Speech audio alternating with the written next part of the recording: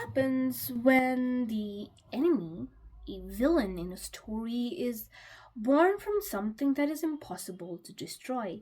Well, you get an invincible enemy, a kind that doesn't just haunt the world, it inhabits it, and the kind whose source, whose power is impossible to uproot. Welcome to the Courtyard Theorist, where narrative theory is discussed like palace politics over tea. Now, today we are looking at a character that is named after one of the world's deadliest snakes, and four girls are supposed to hunt it down. We are talking about Aespa, and the one villain that haunts their discography to this day, Black Mamba. The question that we are going to look at is, what can Aespa's lore tell us about our own digital world? Now, Aespa has a lot of themes in their MVs and a lot of MVs so far since their debut, and I cannot fit them in one video. Therefore, I've decided to spread it out over the course of a few videos, like a series, where with each video we get deeper and deeper into Aespa's lore, and particularly the themes that they touch upon in their music videos. In today's video, we are focusing on the first half of the story, the beginning of it all. From Black Mamba to girls, we are going to introduce the storyline, the world, and lucky for us, these MVs have an additional deep dives through the SMCU episodes 1 to 3, which are really great at understanding Aespa's world. Very helpful, thank God they exist. So for today's purposes, we will look only at the MVs and the SMCU episodes. Occasionally we might look at a few trailers and teasers, but the focus will mostly be on MVs and the episodes. So without further ado, let's get down to business. Let's look at the foundation to start us off. Let's look at the Aespa story at its core, at its basic. The core architecture of Aespa is built on the single idea that there is a digital alternate version of you. The world that Aespa inhabits in their storyline is a futuristic world where humans have their eye counterparts. These eyes are born from they are like digital alter ego that are born from your data, your internet data, the data you upload on the internet. Now, the word upload has a certain tag attached to it. When we think of uploading data, we usually think of social media, the social media space, uploading photos, videos, posts. That's what we think of. But in reality, everything and anything we do on the internet is a form of uploading of data. So whether it be your weird 2 a.m. Google searches, or YouTube videos you like, or Instagram reels that you say, or even things that you buy, posts that you interact with, news headlines that you read, all of it, every bit and piece is a form of uploading of data on the internet, uploading a part of you, an interest of you on the internet. And its personality, its consciousness, it's technically driven by this very thing, not just social media data. Look at this particular instance in the My Karina teaser, where Karina specifically says that she did not believe that Karina was like a version of her, or like she didn't trust her until Karina told her a secret that only Karina knew. It was like her own personal secret that no one else knew, only she knew. And when Karina told her, she knew that she was a part of her. She was like a digital version of her. That means that irrespective of how I is born, it definitely has root access to everything. Every single data point on the internet, every trace of you that you leave behind on the internet in any shape or form, has an access to it, and they use it to become a version of us. Although the eye is a digital hue, we need to keep in mind it's a very curated version because we do not put our entire authentic selves online. And they point this out in SMCU episode 1. I is you, but not you at the same time. So it's a reflection of you, definitely, but it's not a very accurate reflection because, of course, we don't put everything we have in our mind on the internet. No, we do not. Some thoughts just remain within ourselves, within our mind. So yeah, that's an eye. Now, eyes connect to our world through a process called sync. And when Black Mamba, the villain, strikes, it causes a sync out, a sort of digital severing of the self. And to fight this, the girls are guided by a figure called naevis. Naevis is essentially like a bridge between our real world and the world that these eyes inhabit, called flat. And from flat, naevis allows our girls to enter Kwangya. Now, to enter Kwangya or to even enter flat, our girls have to go through a process called SYNK DIVE. It's basically just like a more advanced version of wearing a VR headset and inhabiting a world while still physically being in your room. So it allows our main characters, Karina, Winter, Giselle, and Ning Ning, to enter the mind of their eyes and enter flat and Kwangya without actually physically ever having to leave their room. So that's Sync Dive. Naevis allows them to have it, and from there they enter Kwangya, where they have to fight Black Mamba. Black Mamba, where does Black Mamba come from? Black Mamba is like an eye. It's basically born from data, just like an eye. But unlike an eye, which is born from a particular individual's data, eye is born more from a collective data. It is born from the dark side of the internet. Think of the hate, rumors, controversy. Basically, everything that we think of as online toxicity is what feeds Black Mamba. Lastly, we have naevis.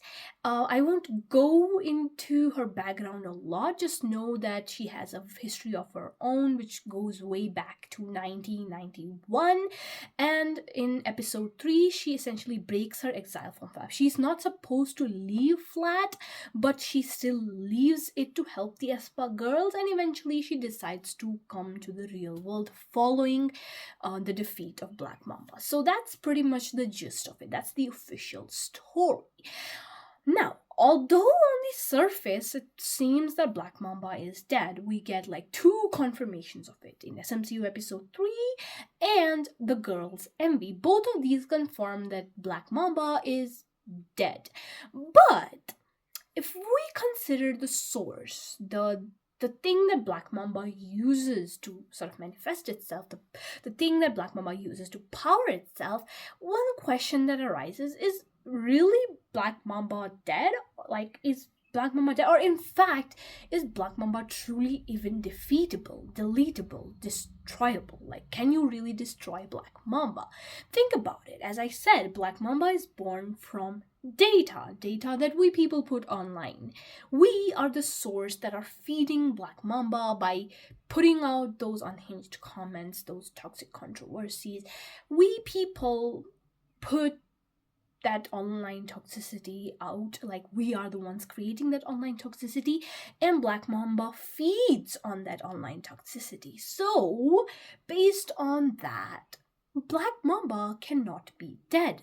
It just cannot be defeated, at least physically. However, we can consider if Black Mamba can be overcome, and I'll get into it later.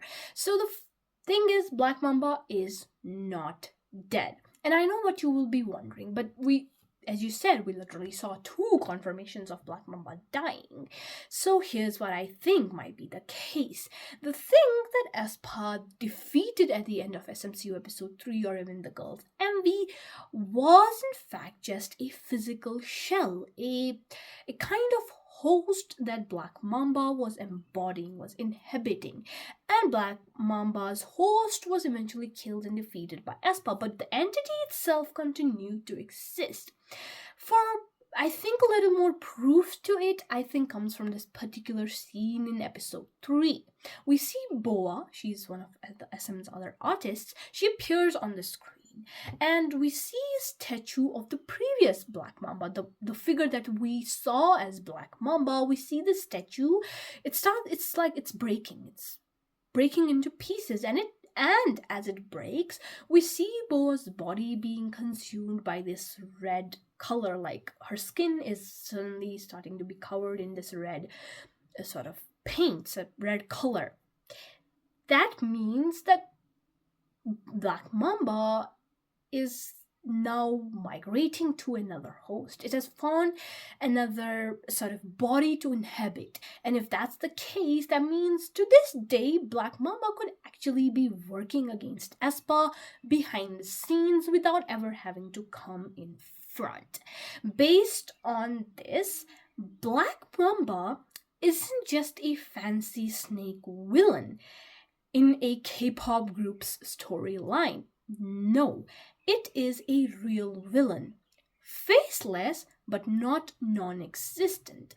Black Mamba is a literal depiction of online toxicity. As I said, it is born from online toxicity. Therefore, it is a literal depiction, a embodiment, a sort of a stand-in for online toxicity online toxicity that we see in the real world. It is a very real thing. And therefore, the war between Aespa and Black Mamba in fact becomes an allegory for a relationship with the internet. We have seen the sync out happening in the MVs. And as I was analyzing, I wondered if Black Mamba represents something very real. Could it be that sync out too represents something that actually happens in the real world? And the answer is yes. Yes, it does. It represents something that is very real. You see, when the digital world becomes too dark, it's just filled with unhinged hate and depressing controversies, things that just make it hard for you to be constantly online, and it's natural as a human to withdraw, to stop interacting, to stop posting, to stop feeding the machine, and all of it just to protect our own sanity. And when you do that, when you stop feeding the internet your data, the digital version of you becomes stagnant, because remember, AI feeds on this data that you're putting out on the internet. But when you stop putting out the data on the internet, or in fact even delete it, the AI has nothing to feed on. In SMCU episode 3, during the end, Giselle says that I grows as the more we put data on the internet, the more the I grows, and therefore the moment you stop putting data on the internet, the I will stop growing. And when you delete that data, one wonders what will happen to the I. In SMCU episode 2, we kind of see this about to almost happen. The members are trapped in these glass containers. Like, they have gone to Kwangya and Black Mamba overtakes them, and during that they just find themselves in these weird glass containers where everything around them are their deepest digital fears, the things that they are most scared of, hateful comments or controversies, or all of it that just scares them, makes them wonder if they even should be online. Like, they see these things around them, and then that moment we see this one sort of message pop up on the screen in front of, not on the screen but just in front of Karina, where she's supposed to choose between deleting her eye and not deleting her eye. Black Mamba in that moment isn't trying to hurt the girls. It isn't even trying to kill them. It's in fact trying to pressure them into deleting their social media existence. It wants them to hit that kill switch on the very thing that is pretty much a part of them, a part of their own soul, which would eventually erase their eyes. Like, we see that happening, and online toxicity very much makes us do that. This tells us that sync, the entire process of sync, all of it it's not just a fancy word. It's a reference to being in tune with your internal self, or a part of you. Like, just think about it. When what you are online, when your online persona, your online self is in harmony with your offline self, like nothing in your offline self is impacting the online self, or the things that are happening in the online self aren't impacting in the offline self. You're pretty much in harmony, you are in tune, you are in sync. But sync out is a digital manifestation of dissociation. It's what happens when the digital world brings so much hatred that you no longer recognize the person that you are online. You sever the connection to protect your sanity, and while it looks like a literal disconnection between a human and their I in the storyline, it in fact is a stand-in for the real-world consequence of online toxicity, a complete severing of the self. But there's a darker side to this. Hate always doesn't force us to disconnect. Some of us, in fact, get molded by it, change ourselves. Hate can pressure us to conform to the digital gaze. After the girl's envy, I think the battle has changed. And while Black Mamba has disappeared off the screen, behind the screen, it's no longer trying to create a sync out or delete the eyes. It's trying to distort the perception of self within these girls. It's trying to make them believe they are something that they are not. This is where I'm leaving you for today, for this episode, for this video. Before we dive into the reality of Aespa's return to the real world, I want you to sort of consider this, what all I've said today, and sort of sit with it, because when we get deeper, this will become an important part of our analysis. The storyline beyond the girl's envy gets a bit chaotic, yes, but it's only because the digital reality that it represents is equally volatile. The battle has not ended whatsoever. It's just shifted fronts, form, and shape. The dark side of the internet is more than just hate. Black Mamba isn't just a manifestation of hate, it's more than that. And hate and online toxicity itself has many ways to break us. And when you're fighting a villain that's born from the worst traits of humanity, the only counter strategy is in fact to lean into traits the machine can't replicate. Now, that's it for today. Stay tuned for the follow-up, because we are about to go deeper into the Aespa's plot from my world and the drama era. And trust me, it gets interesting. If you like this video, do subscribe for more such content. Until then, keep theorizing.